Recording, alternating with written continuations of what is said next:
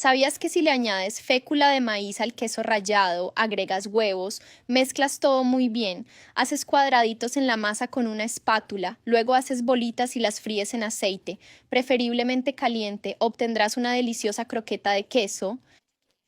And he resurrected from the dead. Resucitó de los muertos. And death could not hold him La captive. muerte no pudo detenerlo. Even in the grave, En la tumba, Jesus is the Lord. Jesús sigue siendo el Señor. Jesus is the Lord. Jesús es el Señor. He resurrected victoriously. Él resucitó con victoria And he brought the key to us. y nos dio la llave. He said, whatsoever we shall use that key for, Dice, para cualquier cosa que utilicemos esa llave, the door is going to open. la puerta se abrirá. He said, whatsoever we burn on earth Dice, cualquier cosa que atamos en la tierra shall be burned in heaven. será atado en los cielos. So therefore, Por tanto, today, hoy our enemies have been defeated. nuestros enemigos son vencidos. They have been defeated. Están vencidos. When the enemy come in one Cuando way, el enemigo venga en un camino, they shall flee in seven en ways. 7 caminos huirán. Because Porque Jesus Jesús is risen. ha He resucitado has defeated our enemies. y ha vencido a nuestros enemigos. In the name of En el Jesus. nombre de Jesús. Salvation is so